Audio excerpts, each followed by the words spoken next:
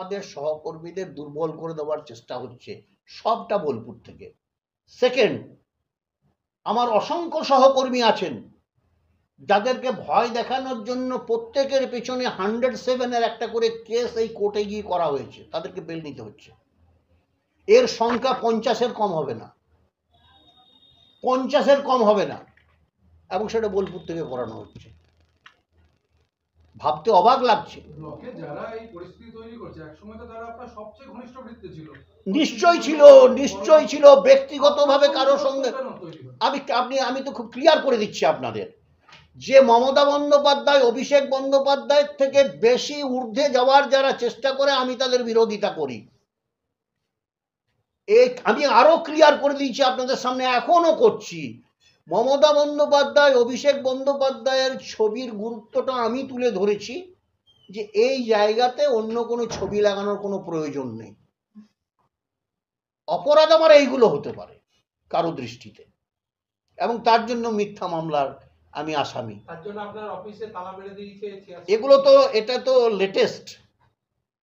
Latest. দুটো চাবি ছিল এ সম্বন্ধে আপনারা জানেন।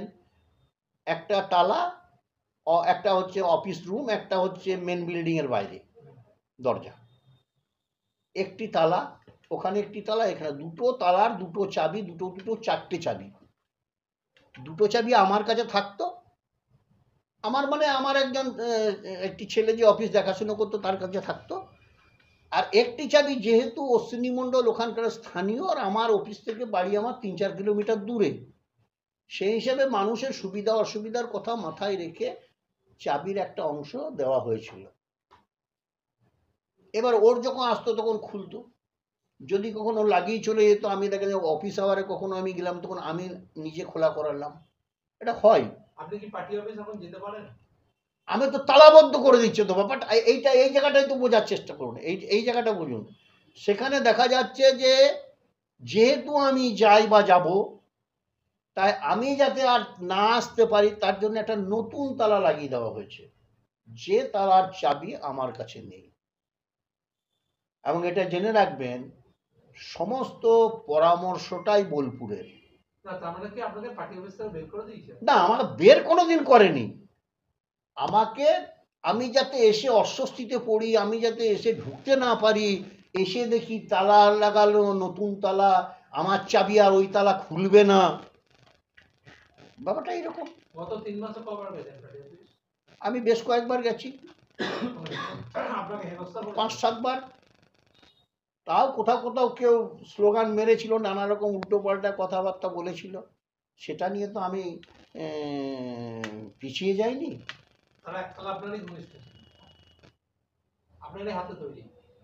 শুনুন, রাজনীতিতে হাতে তৈরি ঘনিষ্ঠ এমন কথা খুব বেশি একটা সবসময় কাজ করে না।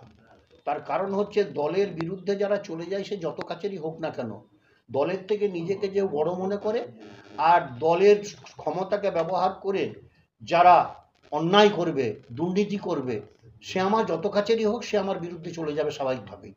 ফের একটা গাছ চুরির অভিযোগ উঠেছে, এগুলো কি বলবো, এটাও ক্রিয়েট করা হচ্ছে। 2020 সালে আপনারা নিজেরা গিয়েছিলেন আজকে রিপোর্টারদের মধ্যে থেকে, 2020 সালে একটি শ্মশানে আদিবাসীদের গাছ ছিল, তার পাশে সরজিৎ ঘোষের জায়গা ছিল। এখানে কোনো সরকারি কোনো ব্যাপার নেই, এখানে পঞ্চায়েত সমিতি এসবের কোনো গল্প নেই, একদম ব্যক্তি মালিকানার বিষয়। এখানে আদিবাসীদের শ্মশান মাইপুরে, তার পাশে এখন যে অঞ্চল সভাপতি আছে বনসংখ্যা সরজিৎ ঘোষ, তার একটা জায়গা আছে, সমানে গাছ লাগানো আছে সেই জায়গায়। সরজিৎ ঘোষ তার ওই জায়গায় গাছ কাটতে গিয়ে শ্মশানের কিছু গাছ কেটে ফেলে, আদিবাসীরা আপত্তি জানায়, এবং যাই হোক এটা নিয়ে অনেক বিরোধিতা হয়, প্রতিবাদ হয়। পরবর্তীতে আমাদের ওখানকার যে স্থানীয় নেতৃত্ব যারা আছে, ওখানকার বুথের নেতা, তারা আদিবাসীদের সঙ্গে সরজিৎ ঘোষকে বসিয়ে যে পরিমাণের গাছ কেটে দিয়েছিল তার মূল্য হিসেবে টাকা আদিবাসীদের ফেরত দিতে বাধ্য করিয়েছে। এইটাকে কি সুন্দর একটা গল্প বানিয়ে কি তৈরি করা হচ্ছে। 2020 সালের ঘটনা, এখানে কোনো পঞ্চায়েতের বিষয়ই না, পঞ্চায়েতে কোনো গাছ লাগায়নি বা পঞ্চায়েত কখনো গাছ কাটেনি। আদিবাসীদের গাছ, সরজিৎ ঘোষের জায়গা, আদিবাসীদের শ্মশানের জায়গা একদম পাশাপাশি। নিজের জায়গায় গাছ কাটতে গিয়ে সরজিৎ ঘোষ কিছু শ্মশানের গাছ কেটে ফেলে, তাই নিয়ে দ্বন্দ্ব তৈরি হয় আদিবাসীদের সঙ্গে। তার ফয়সলা আমাদেরই একজন বুথ সভাপতি করে দেয়, এবং একটা মূল্য গাছের তোমাদের ফেরত দেওয়া হবে বলে সেই পরিমাণের মূল্য আদিবাসীদের হাতে তুলে দেওয়া হয়। আমি কিছু বুঝতে পারছি না, এটা 2020 সালের ঘটনা হলে আজকে হবে কেন? এটা আজ এই কথাটা আসবে কেন? আজ তো 2025। একদম বলে বোলপুর বলছে নুরুলের কি কি খুঁজে পাওয়া যাচ্ছে দেখ, যদি কিছু খুঁজে না পাওয়া যায় কোনো দুর্নীতি একটা ক্রিয়েট কর এবং সেটাকে হাওয়াতে ছেড়ে দে। এখন সোশ্যাল মিডিয়ায় দেখেছেন আপনারা কিভাবে পোস্ট হয়, নোংরা নোংরা কথা পোস্ট হয়, এবং সব বোলপুরের নির্দেশে।